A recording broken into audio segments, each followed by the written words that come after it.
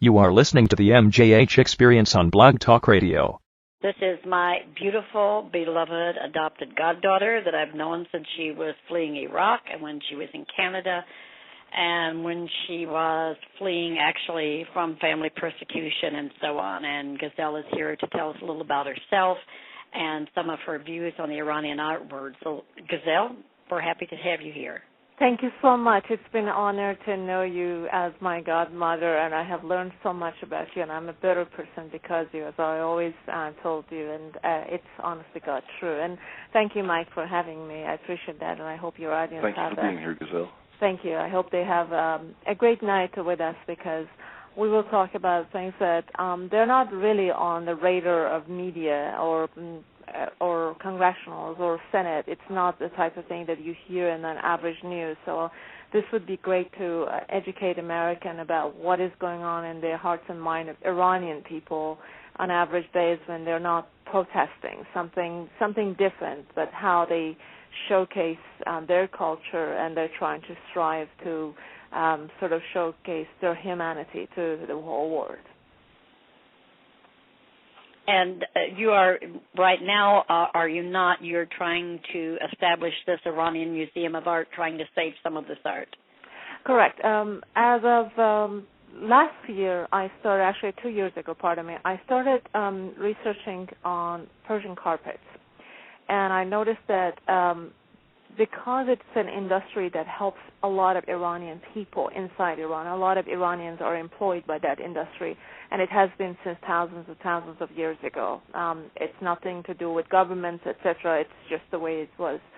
I've noticed that Chinese and Indians and now Nepal is actually, they're using Iranian patterns, and they're making carpets, and they're selling it as Persian, which is it's a copyright infringement. And in the end, it's the Iranian work and hard work that goes to waste. And I started negotiating with some of the other large museums in the United States and some of the galleries that they are in Iran. And I talked to them to see if we can create an online museum for American people to have a virtual tour of, let's say, entire art, whatever venue they like. They like miniature, they like modern art, they like Safal, they like anything. They can actually have a virtual tour, and we wanted to have thousands of artists, current artists and past artists, and also ancient artists listed.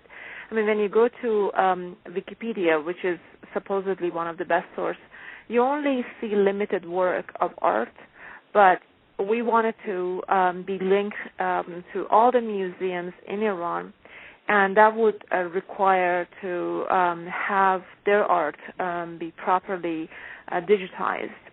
And because Americans can't go to those museums properly and the way that they would like, and education is something that we all need to give to our children, I thought this would be a great asset to, let's say, schools and even universities in the United States to study Iranian art.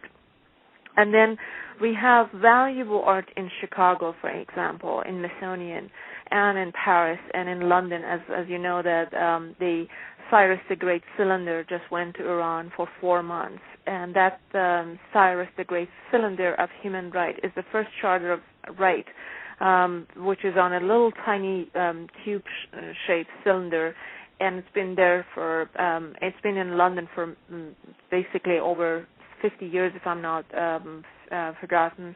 And we want to make sure that all this is part of this museum. So one person, just like you take a virtual tour of an apartment, we want to make sure that people can actually go to that museum, take a look at art, take a look at pages, more like you read a digitized book. You read about different pages of different artwork, different art history, and becomes fluid to us. And this is a revolutionary idea, and it comes from Iranian people and the need for artists to be showcased.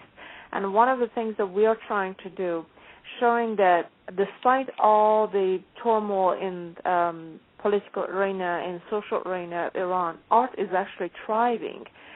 We have more beautiful pattern of carpet coming up in last decade than it was in the last 100 years. And I just want people to understand that art is one way of expression for Iranian people, has always been that way.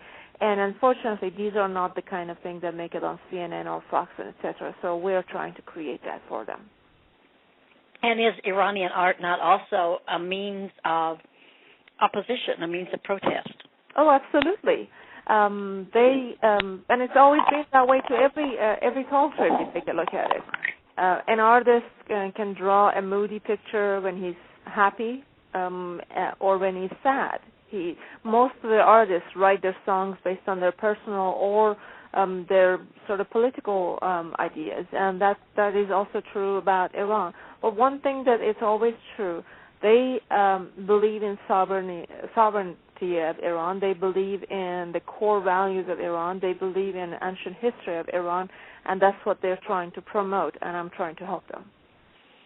This is wonderful in regard to promoting that they don't lose the art in Iran. Now, under the Iranian regime, is their art being lost? Not necessarily. They tried it at the beginning of the 30 years ago, but they tried to ban Nowruz. Now, Nowruz is one of the most celebrated time of the year by the Iranian regime. They used to call Allahu Akbar when they actually introduced something. Now, I've noticed that they all clap. Every time that they open a art museum or art gallery, they all clap. So things have changed. Even in the regime itself, they noticed that people will not buy to that idea that you should be strictly like this, strictly.